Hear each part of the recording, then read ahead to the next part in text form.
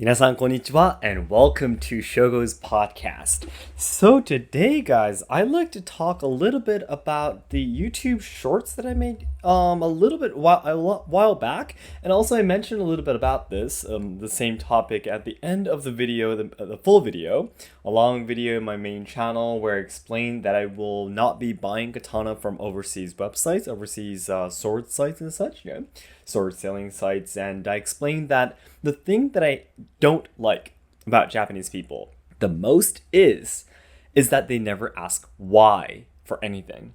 So basically, because of the seniority system and the senpai and kohai kind of relationships, basically for example, the people in the younger generations, if they're told that this is the way it's done, this is the way it has been done, and this is the way you should be doing it too, many people, the majority of the people don't question why they have to do that.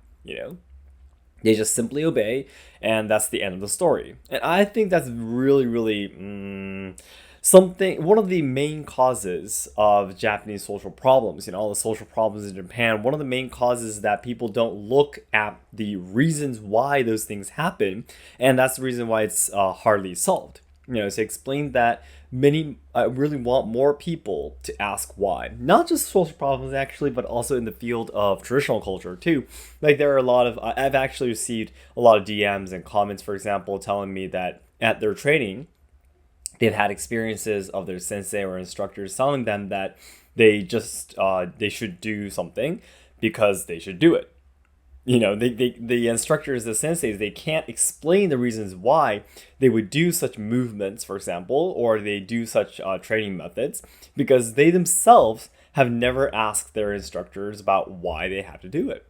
And I completely understand. There is an atmosphere, there is this, what should I say, kind of air in Japan where it's very, very awkward, I guess, would be the closest word to express it, to ask questions sometimes.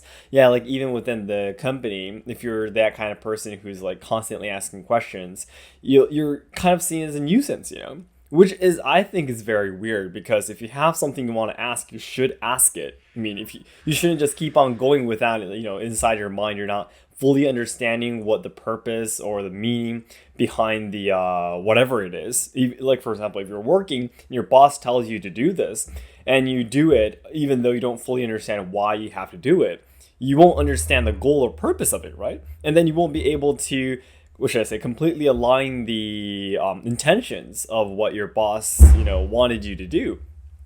I think if you do it that way, that actually is, a bad way, or worse way to do it. But, again, Japanese people tends to cherish the harmony within the group, or, the harmony of the moment. And they actually, the actual results that you get or stuff like that, it comes in second or third, So, so I've explained about this many times. But again, this is the main part about today's story. But also, at the same time, I think a balance is really important too when it comes to traditional culture. Now, I think that if this is business, well, maybe even in business too, but I personally feel like, for example, let's take tea ceremony or Yaido, my two, two traditional cultures that I'm training for a really long time now. If I take these things, for example, now I think it's very, very important that more and more Japanese young people who are training in these things to ask why to their instructors. Why do we do this movement? Like, why should I not do it this way and do it this way? That kind of stuff. And I really think it's important that you are eager to ask questions. But also at the same time, although I've made videos explaining about that I don't like this kind of, concept of not asking why, also at the same time, I believe that there are timings. There are timings where you should just not ask questions, but focus on what you are doing. Now, this idea, I think, is really close to Zen. Zen is basically a Buddhism sect. It's a part of the Buddha's teachings that wasn't able to be explained by words, by literature. So the part that could be explained, what his enlightenment was about, for example, what his learnings was about and everything, what could be explained by words are in the books, right, basically. And you can read the books and you can learn about his teachings. But also at the same time, Buddha believed that there are some concepts that couldn't be explained by words, and that was the Zen. So Zen, one of the main values within Zen, I guess, is that you need to do it. You need to do it. It's impossible to understand what is, for example, a completely empty mind. What is a mushin state? There is no mind, mushin state, or what the state of Zen is munokyoji. We call it in Japanese, the state of Zen. Like, you can't explain it with words, right? If you explain something with words, it means that you haven't been there before. And on the other hand, you can't say that, oh, I was actually in the state of Zen, because if you say that, that means you weren't in the state of Zen, because if you were in the state of Zen, you won't be talking about that like that. Yeah. So anyways, what I'm trying to say is that there are some things that is impossible for you to understand at a certain level of your training, or maybe it could be applied in business as well. So there are times that you should just not constantly be asking questions, but just really just be quiet, and do really focus on the things that you are taught to do, and try to search answers on your own as you do it. Because the way that you are taught to do something, especially in the world of traditional culture in Japan, it has been done for many, many years, right? Yeah. Maybe not for the whole history of the traditional culture, but at least for the past few decades or past few centuries, it has been done that way.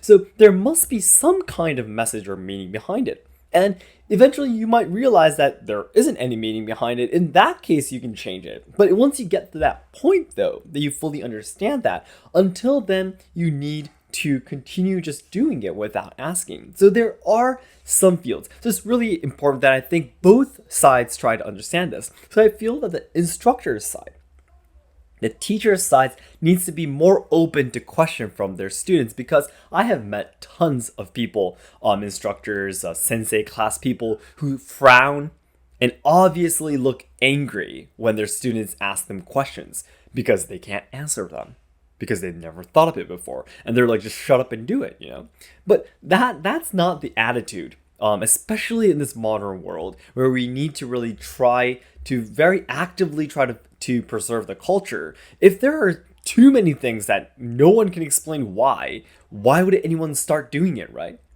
But also at the same time, students of course need to be humble enough to understand that they are still beginners in what they're training in. And there are so many things that they haven't or cannot understand without gaining enough experience. So while they ask questions, I believe that students, beginners, are of course free to ask as many questions as they want, but also at the same time, they need to understand that there are some things that can't be answered. Because at your level, even if we do answer it, there is no meaning to it. And there are some things that cannot be answered forever. Like, for example, the moment of full concentration you feel during a tea ceremony. You feel like the wind you hear outside is a part of you.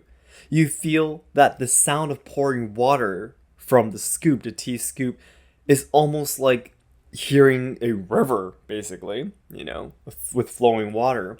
That feeling when you're in a tea room and all of these artificial things you have inside the tea room, like the pots or the bowls and such, and you're wearing kimono, you're sitting inside a small room, but somehow you feel like you're a part of nature. That special feeling. Do you understand this just by me explaining with words, right? Like, you can ask me, why did you, Shogo, feel that way? Well, I could try to explain, but would you understand that? The answer is no, right? You can't. You need to be a trainee. You need to be in that tea room to understand. So I really think that it's a balance of these things. So both sides, the instructor's sides, the student's sides, both need to understand this at the same time. I don't want any students, so in another way, I don't want any students to get irritated or be disappointed towards their teachers because they can't explain everything. I feel that you can feel free to be irritated and angry if your sensei starts to get very frustrated when you ask them a question, because that is not appropriate, I feel. But also at the same time, if they tell you you should just be quiet and focus on what you're doing right now, you should do that. There are timings that's important. So recently I've been thinking about that, and because I seriously consider all these things and think about these because I'm really hoping to become an instructor myself in the future, right? Yeah. So yeah, I was just thinking about these things, and although it is a really complicated and difficult topic to talk about and explain, so yeah, feel free to let me know your opinions in the comments, especially if you're training in traditional culture or even in the field of any kind of business too. It'd be great if you can let me know your opinions, how it is in your culture or in your country. So then everyone, as I always say, the ultimate goal of my life is to make all Japan lovers' dreams come true. So I know there's a lot of people studying Japanese willing to come to Japan to travel, study, or work, or even train in traditional culture and such. However, I am very afraid that Japan will not be able to make everyone's dreams come true in the future because we're facing a lot of social problems, we are losing our traditional culture as we've been talking about today, and also the younger generations who are supposed to be carrying on the good things about Japan are literally dying because of all the social issues being shoved against them. So I really want to make Japan a better place for future generations, for everyone to make their dreams come true. I want to try to solve the social problems, preserve and evolve traditional culture. This evolve point is very important, just like what we talked about today. And also help out the younger generations so they can have a brighter future. And to achieve this ultimate dream, right now the nearest goal I have right now is to raise the money to go to a school in order for me to become a Japanese language instructor, which is a official qualification for me to teach Japanese. I need to go to school for more than 420 hours to be able to apply for the exam to get the license. But once I do that, I'll be able to make more and more content related to learning Japanese. And I really think that, of course, the language itself is a really important culture that we need to preserve in order to deepen our understandings towards traditional culture and such. And of course, thanks to all the requests and the messages and comments that I received too, I really thought it would be great timing for me to be able to teach Japanese. So it'd be great if you can take a look at the description box or the comment section. You can jump to my Ko-fi page, which is a donation platform, just like Patreon. Yeah. So you can help me to make this dream a reality. Okay, thank you so much for listening, guys, and I'll be waiting for your comments. Have a nice day.